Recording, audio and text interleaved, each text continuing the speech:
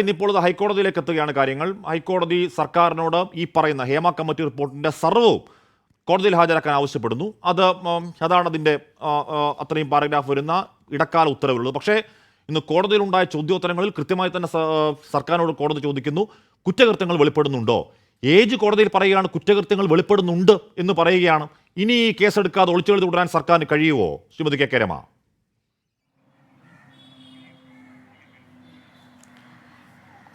ഹാഷ്മി, ഇതിനകത്ത് സർക്കാരാണ് കുറ്റകരമായ അനാസ്ഥ വരുത്തിയിരിക്കുന്നത്.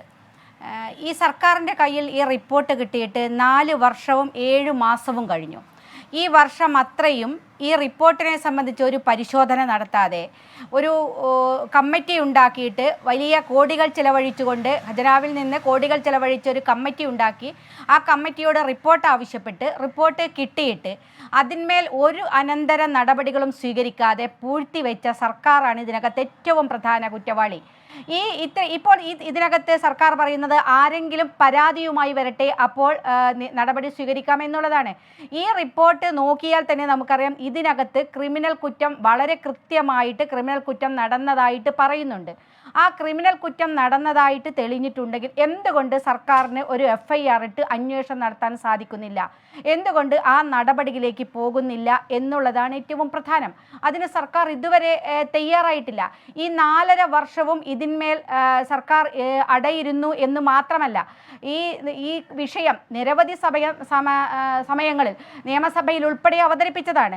നിയമസഭയിൽ അവതരിപ്പിച്ച സമയത്തും സർക്കാർ തന്ന ഒരു മറുപടിയുണ്ട്. അതിനകത്ത് 13/7/2021 സാംസ്കാരിക വകുപ്പ് മന്ത്രിയുടെ അധ്യക്ഷതയിൽ പ്രിൻസിപ്പൽ സെക്രട്ടറി, ചലച്ചിത്ര അക്കാദമി, ചലച്ചിത്ര വികസന കോർപ്പറേഷൻ, സാംസ്കാരിക പ്രവർത്തന സമിതി, ക്ഷേമനിധി ബോർഡ് എന്നിവയുടെ പ്രതിനിധികൾ,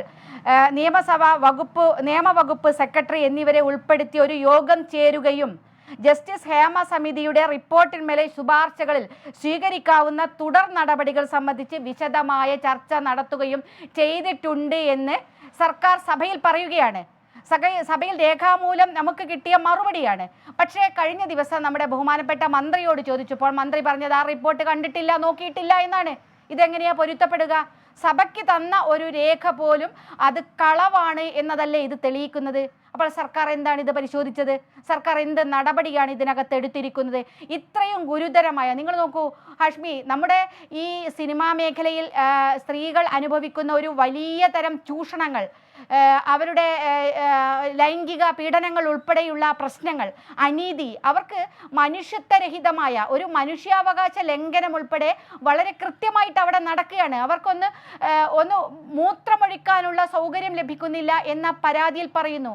അവർക്ക് മാസത്തിൽ അവരുടെ പീരിയഡ്സ് ആകുന്ന സമയത്ത് അത് മാറ്റാനുള്ള ആ നാപ്കിൻ ഇടാനുള്ള സൗകര്യങ്ങൾ, വെള്ളം കുടിക്കാതെ സ്ത്രീകൾ ജോലി ചെയ്യുന്നു എന്ന് ആ സമിതിയിൽ ആ റിപ്പോർട്ട് കൃത്യമായി എഴുതി വെച്ചിരിക്കുകയാണ്. ഇത്ര ഗുരുതരമായ ആരോപണങ്ങളുള്ള ഒരു റിപ്പോർട്ട് സർക്കാർ പരിശോധിക്കണ്ടേ? അത് പരിശോധിച്ച് ഇത്രയും കാലം അത് പരിശോധിക്കാതെ വെച്ചതിന് എന്ത് മറുപടിയാ സർക്കാരിന് പറയാനുള്ളത്? ഇവിടെ 14ാം കേരള സഭയുടെ 18ാം സമ്മേളനത്തിൽ 5/2/2020 മറുപടിയിൽ ഡോക്ടർ MK മുനീറിന്റെ ചോദ്യത്തിന് മറുപടിയായി പറയുന്നു, റിപ്പോർട്ടിലെ പ്രധാന നിർദ്ദേശങ്ങൾ എന്തെല്ലാമാണ്, റിപ്പോർട്ടിന്റെ പകർപ്പ് ലഭ്യമാക്കുമോ? അതിനുള്ള AK ബാലന്റെ മറുപടി, റിപ്പോർട്ടിലെ പ്രധാന നിർദ്ദേശങ്ങൾ അനുബന്ധമായി ചേർക്കുന്നു, റിപ്പോർട്ടിന്റെ പകർപ്പ് എത്രയും വേഗം ലഭ്യമാക്കുന്നതാണ്. അടുത്ത ചോദ്യം, ഇക്കാര്യത്തിൽ സർക്കാർ സ്വീകരിച്ച നടപടികൾ എന്തെല്ലാമാണെന്ന് വ്യക്തമാക്കാമോ?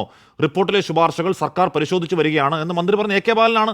അപ്പോൾ അങ്ങനെ ഈ റിപ്പോർട്ട് ഇപ്പോൾ AK ബാലനും പറയുന്നത് കണ്ടിട്ടില്ലെന്നാണ്. പോട്ടെ, അങ്ങനെ ഈ റിപ്പോർട്ടുകൾ പരിശോധിക്കുമ്പോൾ ഇതിൽ പറയുന്ന, നമ്മൾ വായിച്ചാൽ ചോര മരച്ചു പോകുന്ന ഗുരുതര കുറ്റകൃത്യങ്ങൾ, സെക്ഷൽ അസോൾട്ടുകൾ മന്ത്രിമാരുടെ കണ്ണിൽപ്പെട്ടിട്ടുണ്ടാവില്ലേ? ഒരു നടപടി എടുക്കണം തോന്നാത്തത് എന്താണ് ശ്രീമതി കെ കെ രമ?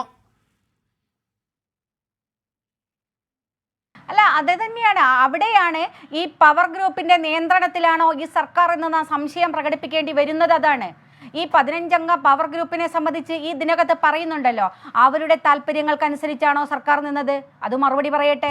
എന്തുകൊണ്ട് ഇപ്പോൾ കോൺക്ലേവിൻ്റെ കാര്യങ്ങളിലേക്കൊക്കെ എത്തുകയാണ്? എന്തിനാണ് ഇത് എന്ന് ഈ പ്രഹസനം എന്നുള്ളത് നമുക്ക് ഇപ്പോഴും മനസ്സിലാകുന്നില്ല. ഇതിനകത്ത് നിയമ നടപടികൾ സ്വീകരിക്കുന്നതിന് എന്താണ് ഒരു തടസ്സം? ഇതുപോലെയുള്ള ചോദ്യങ്ങൾ നിരവധി തവണ നിയമസഭയിൽ ഉന്നയിച്ചതാണ് ഹാഷ്മി. ആ ചോദ്യത്തിനൊക്കെ മറുപടി നിയമ നടപടികൾ സ്വീകരിച്ചു വരുന്നു, ഈ കാര്യങ്ങൾ പരിശോധിച്ചു വരുന്നു, അതിൽ തുടർ നടപടികൾ സ്വീകരിക്കുമെന്ന് ഓരോ ഘട്ടത്തിലും മറുപടി തന്നതാണ് സർക്കാർ. നിയമസഭയിൽ ഒരുപക്ഷെ ഞാനൊക്കെ നിയമസഭയിൽ നിരവധി തവണ ഹേമ കമ്മിറ്റിയുമായി ബന്ധപ്പെട്ട കാര്യങ്ങൾ സഭയിൽ ഉന്നയിച്ചിട്ടുണ്ട്. അപ്പോഴൊക്കെ സർക്കാരിന്റെ മറുപടി ഇതായിരുന്നു. എന്താണ് ഇവർ പരിശോധിച്ചത്? ഏതെങ്കിലും പരിശോധന ഇതിനകത്ത് നടന്നിട്ടുണ്ടോ? ഉണ്ടെങ്കിൽ ഒരു പേജെങ്കിലും വായിച്ചു നോക്കാൻ തയ്യാറായിട്ടുണ്ട്. അഷ്മി, നമ്മൾക്ക് ആ ഫസ്റ്റ് പേജ് വായിക്കുമ്പോൾ തന്നെ നമുക്കതിൻ്റെ ഒരു വലിയൊരു പ്രശ്നം നമുക്ക് ബോധ്യപ്പെടുകയല്ലേ. ആ ഒരു പേജെങ്കിലും വായിക്കാൻ ഈ സർക്കാർ തയ്യാറായിട്ടുണ്ടെങ്കിൽ ഇതിനകം എന്തൊക്കെ നടപടികൾ സർക്കാരിനെ സ്വീകരിക്കാൻ സാധിക്കും? നിയമ നടപടിയിലേക്ക് പോകണ്ട, ഇത്തരം മനുഷ്യാവകാശ പ്രശ്നങ്ങൾ കൃത്യമായി ഇടപെടാൻ സാധിക്കില്ലേ? ഇനി ഇവരുടെ സംഘടനാ നേതാക്കന്മാരുടെ യോഗം ചേരുന്നുണ്ട് എന്ന് പറഞ്ഞു, എവിടെയെങ്കിലും ചേർന്നിട്ടുണ്ടോ? എന്താണ് ഇതുമായിട്ട് ബന്ധപ്പെട്ട അനന്തര നടപടികൾ സ്വീകരിച്ചത്? അവിടെയാണ് ഞാൻ പറയുന്നത് സർക്കാരിന്റെ കുറ്റകരമായ അനാസ്ഥ ഈ വിഷയത്തിൽ ഉണ്ടായിക്കൊണ്ടേയിരിക്കുന്നു ഇപ്പോഴും. എന്നിട്ട് ഇപ്പോഴും അതിനെ ന്യായീകരിക്കുകയാണ്. ഒന്ന് ആർജവത്തോടെ നമുക്ക് പറയാം, സർക്കാർ അതിനകത്തൊരു ഹേമ കമ്മിറ്റിയെ നിയമിച്ചു എന്നുള്ളത് വളരെ സന്തോഷം. ആ സമയത്ത് ഉയർന്നു വന്ന പ്രശ്നത്തിന്റെ അടിസ്ഥാനത്തിൽ ആർജവമുള്ളൊരു നിലപാടെടുത്തു. പക്ഷെ ആ നിലപാട് മുന്നോട്ട് കൊണ്ടുപോകണ്ടേ?